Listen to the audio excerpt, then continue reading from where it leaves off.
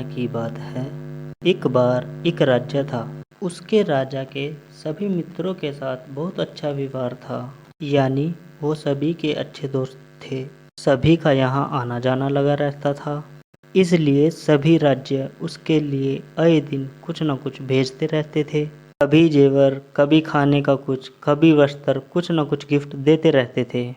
एक दिन उनके दरबार में एक विदेशी मेहमान आया और उसने जाते समय राजा की मेहमान नवाजी से खुश होकर राजा को एक पत्थर उपहार दिया, यानी गिफ्ट किया।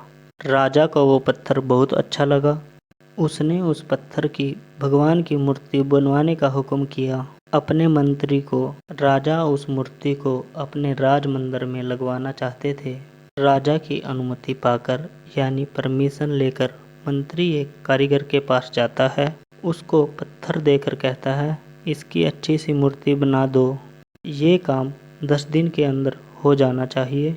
इसके बदले तुमको जो चाहिए वो मिलेगा और साथ ही 100 सोने की मोहरें दी जाएंगी।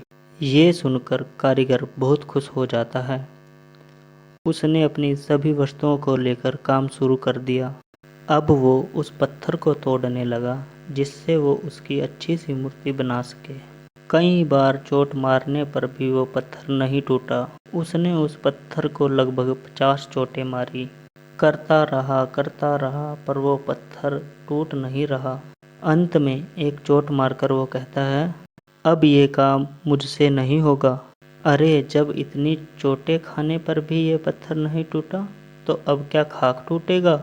वो उस पत्थर को वापस मंत्री को दे देते हैं और कहते हैं, इस पत्थर की मूर्ति नहीं बनेगी।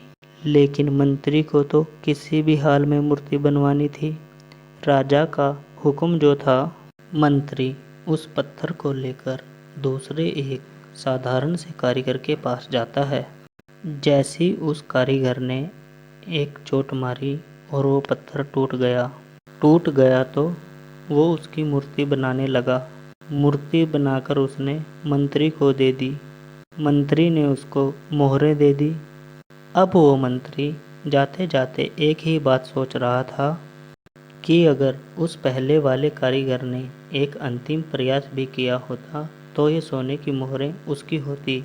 ये कहानी हमें क्या सिखाती है कि कई बार हम बहुत मेहनत करते हैं, लेकिन फिर भी काम अधूरा छोड़ देते हैं, ये सोचकर कि अगर अब तक नहीं हुआ तो आगे भी नहीं होगा।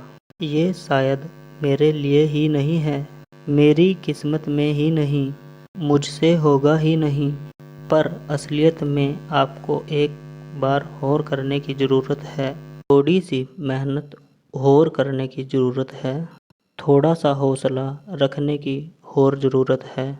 शायद जिस वक्त उस काम को छोड़ रहे हो उसके अगले ही बार में वो काम हो जाए, पर हम उसे छोड़ देते हैं। अपने गोल को छोड़ देते हैं, अपने सपनों को छोड़ देते हैं, अपनी जीत को छोड़ देते हैं। आपको पता है, थॉमस एडिसन ने लाइट बल्ब सक्सेसफुल बनाने से पहले 9999 टाइम अनसक्सेसफुल अटेम्प्ट करे। बहुत ही बड़ा नंबर है। फिर भी वो जब सक्सेसफुल रहे और उनसे पूछा गया कि इतनी बार हारने पर भी वो मायूस नहीं हुए, उन्होंने अपना काम नहीं छोड़ा, अपनी हार नहीं मानी, तो उन्होंने एक ही जवाब दिया कि मुझे उन अनसक्सेसफुल अटेम्प्ट से पता चला कि इतने तरीके हैं जिससे मुझे सफलता नहीं मिली, तो मुझे इन्हें दोहराना नहीं है। तो मेरे लिए ये अनसक्सेसफुल अटेम्प्ट्स नहीं थे, ये मेरी हार नहीं थी, ये मुझे सही सिखाने का तरीका था। तो ये कहानी भी आपको यही सिखा रही है कि जैसे बिकॉज कुछ समय तक आपका काम नहीं हुआ तो इसका मतलब ये नहीं कि आप रुक जाएं या हार मान लें, क्योंकि मेहनत आपको अपना असर ज़रूर दिखाती है। किसी को जल्दी तो किसी को देर से, पर असर दिखाती है। तो हारो मत, बस मेहनत करते रहो, नए नए तरीके ढूंढते रहो, जिससे आपका काम हो जाए, जिससे आपका गोल मिल जाए, जिससे आप सक्सेसफुली हो जाएं। क्योंकि अगर तुम रुक गए तो वो सोने की मोहरें कोई और ले जाएगा।